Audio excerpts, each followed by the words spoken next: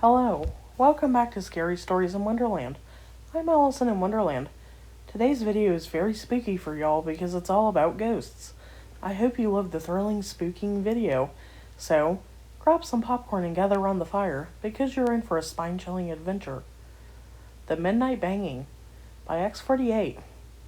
When my family moved out of my childhood home, I was hoping it wouldn't follow me to my new home, which is a story for another time.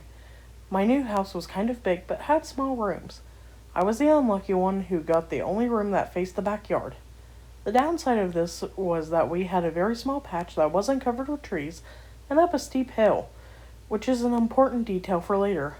I had insomnia, so naturally I didn't sleep much. After a few nights, I started to notice something.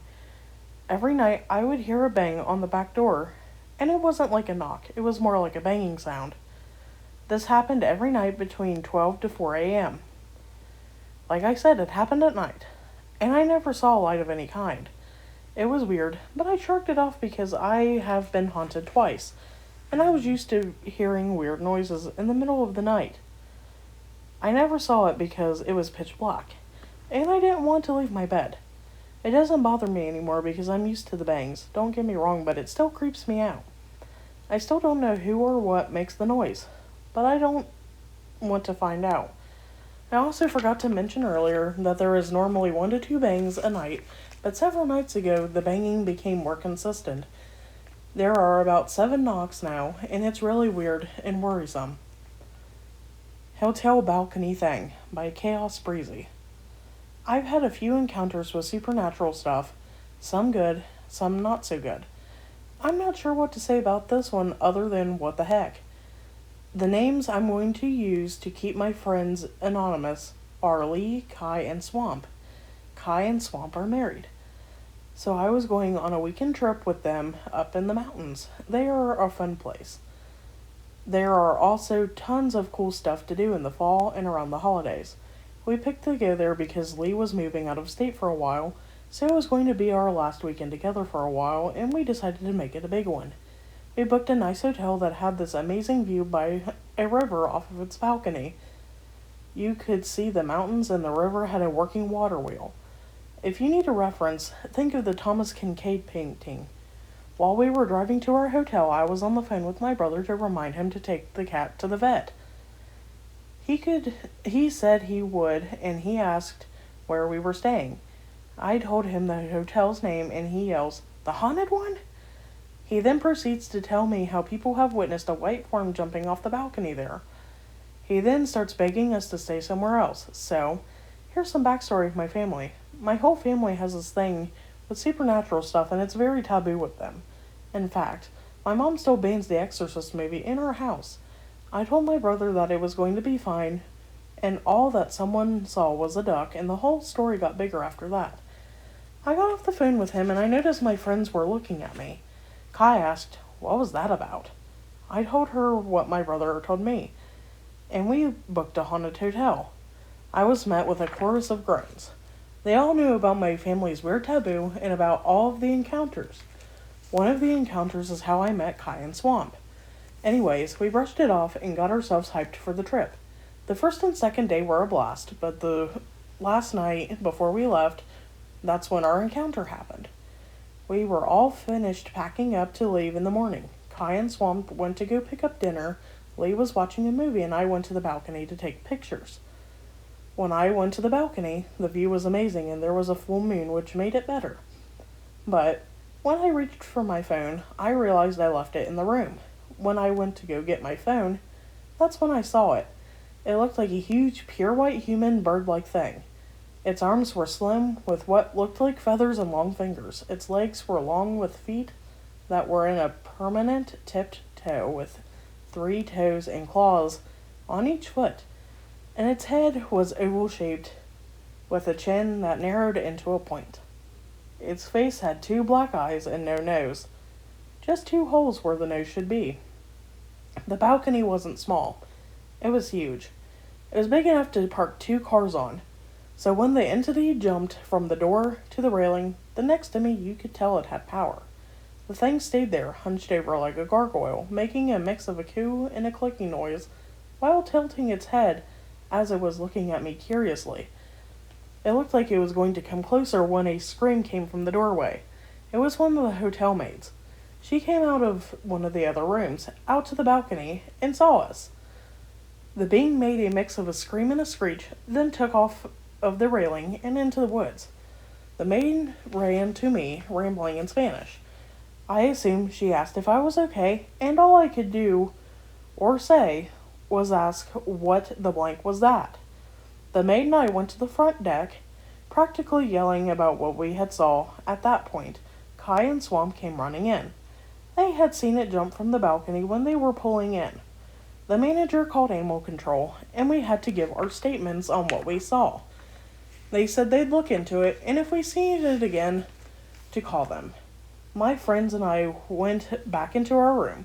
We told Lee what happened. As we left the next day, we checked out and got breakfast.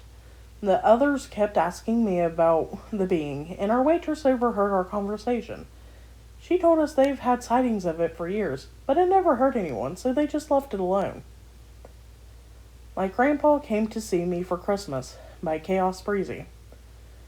This is a hard story to tell because it was my best and my worst experience dealing with the supernatural. It's the best because it proves not all ghosts are about vengeful spirits and dark shadows that go bump in the night. It was the worst because, just let me tell you the story. It was a week before Christmas, the first Christmas after my grandpa died. I had stayed the night at my grandma's house after we had gone Christmas shopping the day before. My grandma was still taking it hard and I had been trying to cheer her up. We had just gone out to do more shopping for gifts, boxes, and paper, the usual Christmas stuff. Then we went to McDonald's to grab some lunch. When we got back home, we ate lunch and watched Christmas movies in the living room until my mom came to pick me up. All the shopping wore Grandma out because halfway through the movie we were watching, she fell asleep. As I was sitting there, I began to think about my grandpa. We were always close, and his passing hit me really hard. But I was trying not to show my emotions around my grandma. I was missing him a lot, and I didn't want to stay at my grandma's house as much as I used to. Being there brought up all of the memories of him and just made me miss him more. I never went into his bedroom anymore because it made me upset. While my grandma was sleeping, I tried to pay attention to the movie. But all I could think about was Grandpa and all the fun things we used to do for Christmas and how I wanted to see him again. Suddenly, the room started to feel cold. At first, I thought it was a draft, and then everything felt heavy and it got quiet. The clock stopped ticking. No car noises, no nothing. It was like the whole world stopped. All the colors started to fade away until everything turned completely gray. My whole body felt like pin prickles, and it felt like someone was watching me. When I looked up, I almost screamed in shock. There, in the doorway that led to the hall, was my grandpa. He was just standing there smiling at me, wearing his favorite cream brown collared pinstriped button-up shirt, jeans, brown belt, white socks, brown loafers, and brown glasses.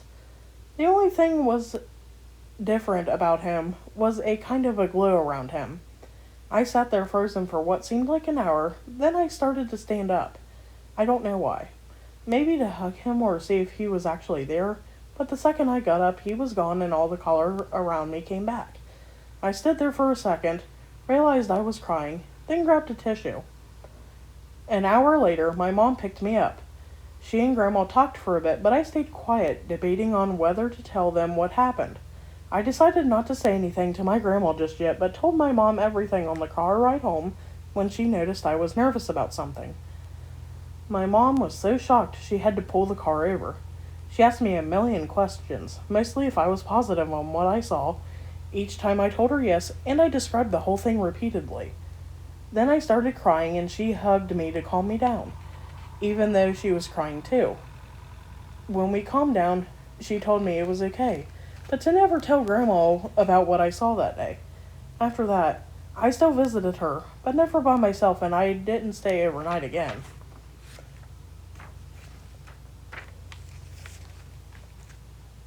Follow the Cat's Eyes by X48.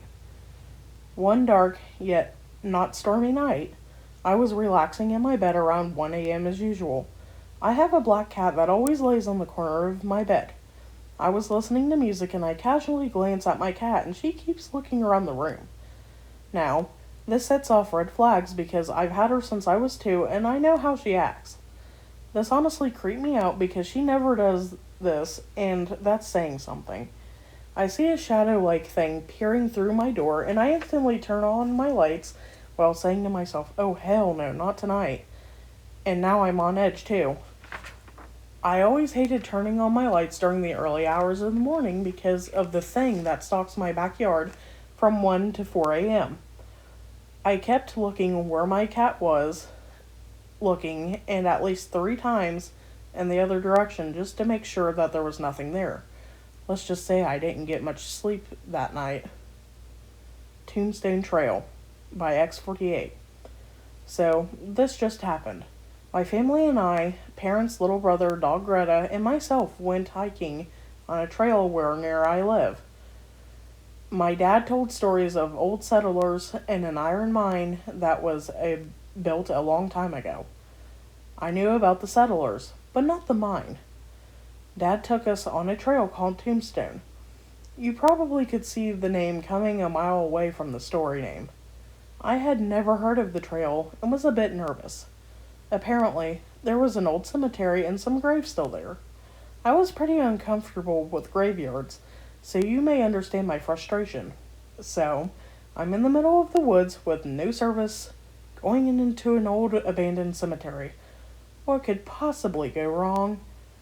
I swear, my life is like a horror movie sometimes. I didn't want to go in, but knowing my family, they would do something stupid if I wasn't there. Once I entered, I felt like I was being watched or something. I took pictures of some of the graves because they were kind of cool. I spotted one that said Katie Rome, 1877 to 1880. Honestly, it made me sad because she was only 3, and she had so much life to live, but it was taken away. I don't know why, but the grave just stuck with me. My brother was also loud and very disrespectful in the cemetery. It is disrespectful to yell in a graveyard. One thing he said was, "Look, Greta's looking for a bone." It made me mad. I told him to shut up while trying not to yell. My family was honestly shocked to see me react that way over a comment. My parents asked why I was so tense and that it was just a graveyard. I said, under my breath, I have my reasons. I walked away after that. Do you know what my mom did after that? She decided to have the family take a selfie in the middle of the cemetery. I felt like I was the only one with a brain. I didn't want to take it, but knowing my mom, she would wait as long as it took, and I'd be there all day, so I did it. We went out of the cemetery and back on the trail. I was uneasy for the rest of the hike back. I still talked to my dad about the history of the town, but that was it. When we got home, I went straight to my room to change and relax. About an hour later, Dad asks everyone, did someone cut their foot? We were all wearing shoes, and I took mine off when I entered my room. Obviously, this sent red flags up for me, but my parents brushed it off. There were splotches of blood from the end of the stairs to my parents' room. I didn't let my guard down after that. I didn't pull a dumb white kid move and investigate. I did the oh hell nah and stayed clear of there. Ghosts in a Childhood Home by Small Cat. Growing up, we lived in a small 2-up, 2-down council house in a rural town. The house dated back to the 30s or 40s, and we knew that the last occupant had been an older lady with a black lab. I think the neighbors told my parents about her, and our door number had a black lab on it as well. I wouldn't say that the house was really badly haunted, but a few strange things did happen to us over the years. The members of the family are my mom, dad, my younger sister, and myself. Mom and Dad were also spiritual and mediums at the time, although they kept that part of their lives as separate as possible from us young children. My mom had a few strange experiences that I only heard about later, as she didn't want to frighten us while we were living there. Once, I remember playing in the front room when I hear my mom scream out as she was going up the stairs. We all ran to get her because we thought she fell. Mom was fine, just shaken. but she wouldn't tell us what made her scream. I had a young kid's attention span, so I went back to my dolls or toys and forgot about it. Later on, Mom told me that she was carrying laundry up the stairs and nearly tripped over a large black dog that just appeared and disappeared on the middle of the step. This happened twice over the span of 10 years. She also saw our ginger cat on the stairs, who had been hit by a car and passed a few months prior. My parents told me that when I was 6 or so, I used to tell them about an old man or lady who used to visit me at night and stand over the bed. I have no recollection of this, which is strange, but maybe I just blanked it out. By far, the strangest thing to happen to me and my sister was when I was 8 and she was 7. Our parents didn't know anything about this, as being kids we really didn't say anything about it too much. Looking back now, I could see how strange and creepy it was. My sister and I shared a room with a bunk bed. We would periodically swap bunks over depending on what mood we were in. The wall height was relatively small, so the top bunk was close to the ceiling. While I was in the top bunk, I would often hear heavy footsteps echoing across the attic floor. They would start at one end of the room and stomp, stomp, stomp across the other to the other. If I put my hands out, I could feel the vibrations through the wall. I think the first time it happened, I called for Dad, and of course, by the time he came up, it stopped. This happened a few times over the years, and my sister heard it too. Eventually, we just ignored it. The only way up into the attic was through a small hatch in the bathroom. The bathroom was next to our room on the small landing. I know my parents were both downstairs, so I'm not sure what it could have been. Anyways, one morning my sister and I were playing in our room. Our dad had gone to sleep in the bedroom next door to us, and as he was tired and also suffered from insomnia, Mom was working that day. We both heard a strange click come from the bathroom, and then a strange gargling sounding voice started talking to us. For the life of me, I can't really remember what it said, only that it made us laugh a bit. It was fairly loud and sounded like my dad's deep voice, but it was if it had been through a weird, echoing, gargling filter. We were convinced it was our dad because he had used to do strange voices to make us laugh. Something definitely felt off, though, and I do remember that it asked us to go to the bathroom. We just looked at each other and didn't move. The voice carried on for a bit, and at one point, I think we both laughed quite loudly. Then Dad woke up, quite cross, and demanded how to know why we were being so loud. We told him that he had been making us laugh, resulting in some confusion, as we thought the voice had been him all along. He went back to sleep, uttering dire warnings about waking him up again. It was quiet for a little bit, and eventually we heard him snoring. At this point, we were both feeling quite scared, and being kids, we hid under the duvet and stayed silent. There was a loud click from the bathroom again. Then the weird gargling sounding voice started up once more. We screamed for Dad, waking him up again, and he wasn't happy because he thought we were being silly. We all went downstairs and forgot about it for a while. My sister swears she doesn't remember this. However, a few years ago we found a box of old stuff, including her old diary. We were going to go through it, and we went through it for a laugh, when we came across an entry that spoke of how frightened she had been when a weird goblin voice spoke to us through the attic. She even drew a picture of us hiding under the duvet. We still have no clue what it could have been to this day. The Apartment My Brother and I Used to Live In by Sparky 1984 X. So, a couple of quick disclaimers before I start this story. 1. This is 100% true to the best of my recollection. 2. I was high on marijuana when this happened. To my defense, I have never before or after this experience hallucinated anything while high or sober. Anyways, on to the story.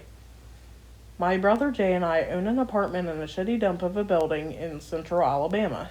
This was around 2006 to 2008. I was working in an auto parts dealer, and my brother was an electrician. His schedule was pretty routine. He left around 4 a.m., got home around 6 p.m., and was usually in bed before too much longer. My schedule was nearly the opposite. I was sleeping until noon or 1 p.m., then going to work and getting home between 12 and 2 a.m. We didn't see much of each other. Usually, if we were both home, one of us was asleep and the other was in his own room being quiet. So, this particular night, I got home late, as per usual. I parked next to his truck like normal, went inside, got high, and played Call of Duty. I was sitting on my bed looking at my TV, and although my door was open, I could see his bedroom door, and it was closed. The lights were all off, and the doors were all closed. I had been home for maybe 2 hours or so. I was plenty baked and an hour into my gaming session when I see a light come on under his door in my peripheral vision. In less than 5 seconds, it went off. There were large gaps between the door and the hardwood floors in the hallway, and it was unmistakable where the light came from. So I paused the game and looked under the door, scratching my head as why one would turn on a light and right back off like that. While I'm looking, the same thing happens again. But I'm looking right at it this time. The light comes on and goes right back off, faster than anyone would need a light. He's definitely not waking up to find someone in 3 to 5 second intervals. So I'm watching for a while and nothing happens. I wasn't even creeped out, just perplexed. Maybe 15 to 20 minutes later, I'm zoned out, killing enemies and riding the high. My brother's door opens about 3 inches and the lights are still off, then the door slams shut. Scared the shit out of me, complete buzzkill. I'm staring at his door, mad now, and then a minute later I see his doorknob start to twist. The door pulls open, lights still off, can't make anything out through the opening, and then the door slammed so hard it rattled the mirror in my dresser. I just jumped at the sheer WTF moment, but now I'm just pissed. My high is ruined, so I get up, storm over to his door, knock on it, and ask, "What the fuck are you doing?" or something similar. No answer. So I open his door and it's dark in there. I can't see past the threshold. He has blackout curtains and I wasn't about to go in there. I fumble around on the wall until I hit the light switch. Lights go on, and there I am standing by myself in his empty room. I mean, there is nowhere for him to hide but under his bed or in his closet. And I looked in both places. He's not in the apartment. We're talking about 500 square feet of a 2-bedroom apartment. There isn't any hiding. I finally call him, still mad, mind you. He picks up and tells me he was off for some holiday the next day, and he was out with a friend in the friend's car. So I've been thinking he was home for the last 2 hours and was responsible for all of it, but no. He wasn't even home. I was home alone the entire time. It ended with that. After it was over, I got scared, but alas, weed solves many of life's problems, and before long I was high and playing video games again. I didn't tell him that night, but I think I eventually told him. Also, before anyone mentions it, I would like to say that the air conditioner didn't cause this. We could hang meat in any room because we kept it so cold in there. The AC ran nonstop. It didn't kick on and off and cause the door issue. There wasn't any electrical problems either in the year we lived in the unit. I lived in a different unit in the same complex for another 2 years on my own. I never had any electrical problems either. I tried to debunk this, but I could never find anything plausible. I'm not saying it was a ghost or demon or anything, but it qualifies as paranormal. If it makes a difference, I don't believe in ghosts of people. I do hold a small belief in demons possibly causing mischief, but also have a healthy skepticism towards it. Haunted by Beach House by Jesse McCon. My grandparents built their beach house in the early 80s in Myrtle Beach, South Carolina. Throughout the years, my family has experienced a plethora of haunting occurrences. I personally experienced a constant feeling of being watched the minute I walked through the door. My cousin Mary and I were inseparable the entire time we vacationed. She and I always bunked in the same room with the 2 twin beds so we could giggle and talk about boys and whatnot. Sleeping was always a struggle due to us talking all night and feeling of being watched.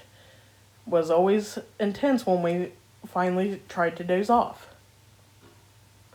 One night we crawled into our beds and weren't as talkative as usual as I lied there, thinking about our beach day. I started to feel extremely uncomfortable, as if someone were standing in the corner of the room.